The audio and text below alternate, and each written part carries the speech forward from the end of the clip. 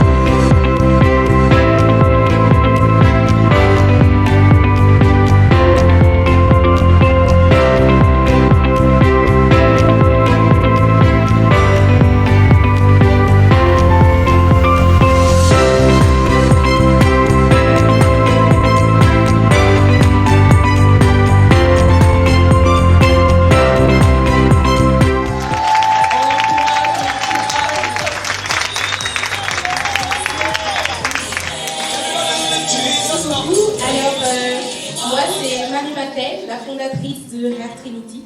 Alors, Rare Trinity, c'est mon petit bébé. Je fais des produits capillaires à la maison. C'est une passion. Ça a commencé comment? Rapidement, j'ai eu à parler à certaines, je ne vais pas m'attarder. J'ai commencé à faire d'abord pour ma famille, puis mes amis. Et de fil en aiguille, le bouche à oreille s'est fait, puis les gens réclamaient les produits. Donc, je vous invite à faire un tour à mon stand. Et j'offre également des services de consultation capillaire ici. Vous n'hésitez pas d'acheter, vous pouvez tout simplement discuter avec moi. Puis c'est ça, pour résoudre justement les problèmes et les besoins de tout un chacun.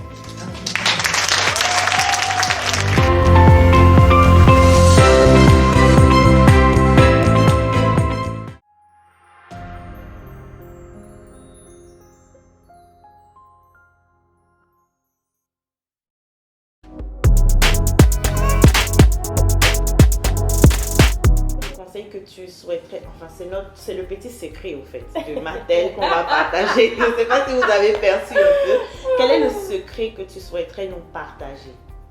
Alors ça c'est une très bonne question parce que c'est vrai qu'on reçoit des conseils de partout. Et en fait un secret qui pourtant je le mets sur chaque carte quand vous achetez. Oui. Oh c'est sur chaque carte quand on achète. Oui. Les galères pour moi. Non. Oh. Seul on va vite, ensemble on va loin. Super. Donc ça c'est mon secret.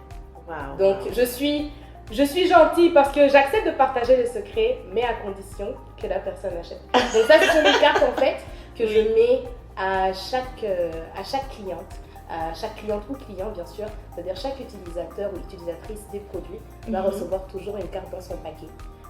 Qui va mettre le petit secret de Rare Trinity avec également les coordonnées. Exactement. Exact. C'est-à-dire les réseaux sociaux, le site web, notre boutique Etsy, Facebook, Instagram, vraiment tout est là-dessus. Qu'est-ce que tu peux nous dire encore sur le seul on va vite, ensemble on va loin, qui est vraiment rattaché à ton histoire à toi? Alors, faut le savoir, je suis une personne, moi je vis très vite. Je vis très vite. Très vite. Ah oui? Oui. Je suis quelqu'une, quand j'ai une idée, c'est maintenant. Oui. C'est-à-dire qu'il faut que je fasse ça maintenant. Mais je sais qu'en fait, le Seigneur a permis que je commence Rare Trinity une fois quand je suis devenue maman. Oui. Parce que tout simplement, je n'étais plus seule pour commencer. Oui. Et en fait, on était tous ensemble. Donc c'est clair que peut-être que seule, je serais allée encore plus vite. Mais le fait de rester ensemble, parce que j'apprends également à mes filles. Elles sont intéressées. Donc surtout quand je fais les événements et tout. Donc moi j'apprends à mes filles, quand on fait les événements, que ce soit les événements ou même la production, elles viennent, elles regardent, elles participent. Donc c'est vraiment, comme je disais, l'entreprise familiale. Voilà, donc c'est vraiment un tout.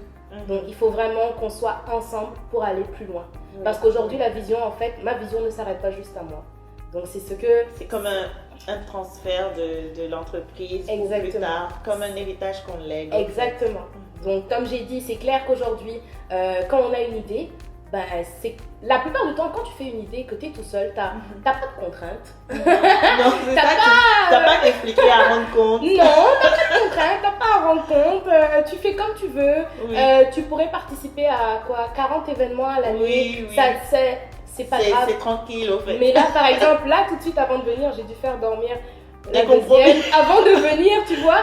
Donc, c'est-à-dire que ça m'a permis en fait de réaliser, comme j'ai dit, que c'est bien d'aller vite, mais des fois c'est bien de ralentir un peu, de prendre le temps pour les personnes qui sont autour de toi, qui te soutiennent, et en fait tous ensemble, ça va aller plus loin. Si tout le monde y met, on dit l'union fait la force, c'est la même chose. Donc, c'est ça. L'union fait. Et Mathel, est-ce que tu as, est-ce que quand tu te regardes dans la vie aujourd'hui, et tu regardes un peu dans le passé de Mathel, toujours en entrepreneuriat, est-ce qu'il y a quelque chose que tu aurais peut-être changé si tu avais le moyen de retourner dans ton passé? Non, pas vraiment. Est-ce que peut-être une chose que genre, je l'ai faite comme ça hier, mais si je devais le refaire aujourd'hui, je l'aurais fait différemment? Ben, ça, tu vois, c'est une bonne question parce que je fais des changements. Oui. C'est-à-dire que par exemple, même dans les designs, les couleurs des fois changent.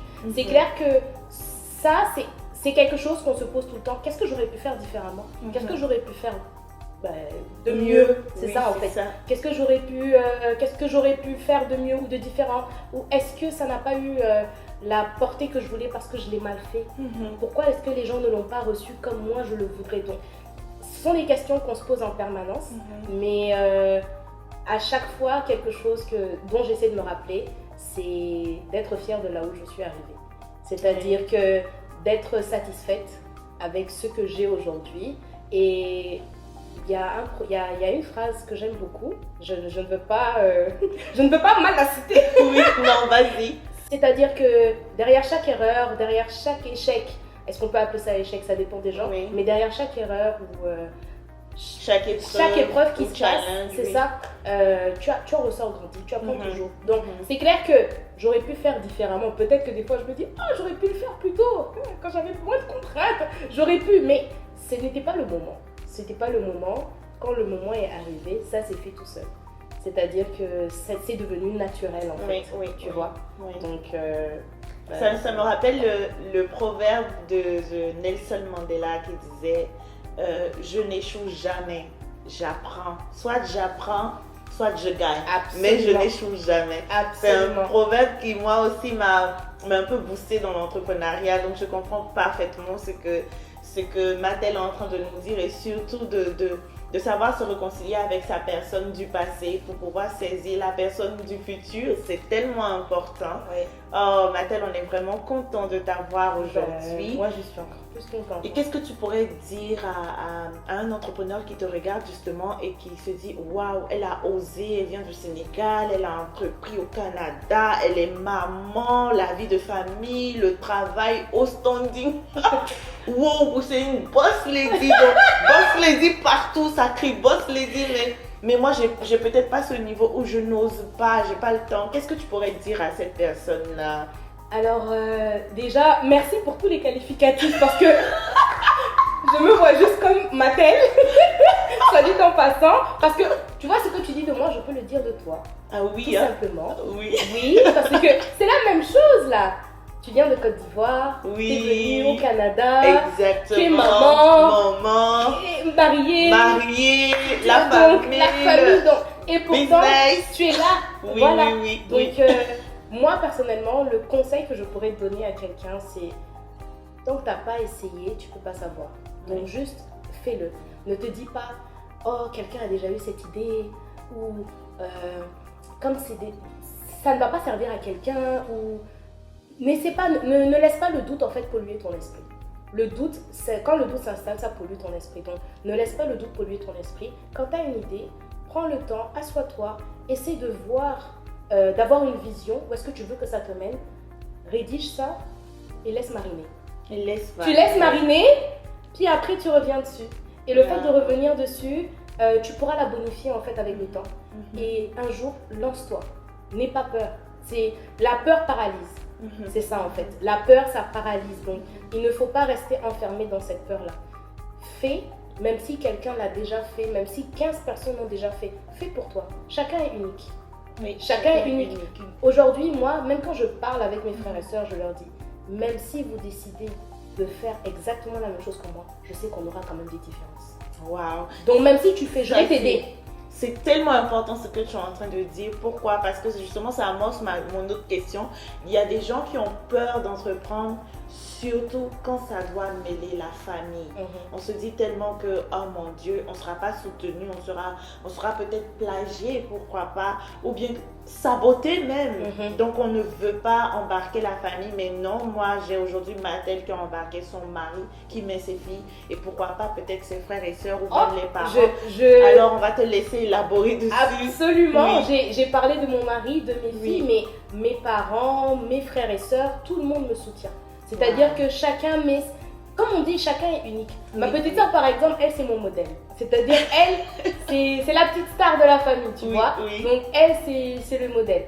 Mon petit frère aussi, il m'accompagne aux événements. Wow. Il est modèle aussi à temps partiel. Donc, mon grand frère aussi, il m'aide. C'est-à-dire que, par exemple, quand j'étais au Sénégal, que lui, il était là, c'est lui qui m'aidait pour les livraisons. Donc, c'est-à-dire que j'ai vraiment l'appui de tout le monde. Puis quand je fais les événements, maman est là, elle garde les enfants. Papa, lui aussi. Vraiment, tout le monde me soutient comme lui, il peut. Et c'est pour ça que je dis que peu importe, même si aujourd'hui, mon frère, ma soeur, quelqu'un décide de faire la même chose, je vais l'aider parce que je sais que ses idées seront différentes. Exactement. Ses idées, même toi, si tu fais, ton idée est différente. Exactement. Donc, il y aura forcément une différence, mais faut pas se retenir. Se retenir, c'est pas bon. On n'a qu'une vie, les gars. Il faut y aller.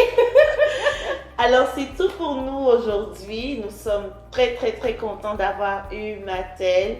Et ce temps marque la fin de l'émission pour la deuxième saison de l'épisode 2. Parce qu'on a eu Yenita avant, Yenita Seguidé, qui était maquilleuse artistique et donc make-up artiste si vous voulez. Et là maintenant, ça a été le tour de Mathilde Cissé qui nous a présenté ces magnifiques produits de Hair Trinity que je vous invite à aller acheter. On vous mettra tous les liens pour la contacter, pour acheter vraiment tous les liens. Et nous vous remercions pour le temps que vous nous avez accordé, chers précieux téléspectateurs, derrière le Be Inspire Show. Et on se donne rendez-vous pour un autre épisode de la saison 2. Et on préfère ne même pas vous révéler qui sera la troisième personne pour qu'on soit sûr que vous soyez des nôtres. À tantôt!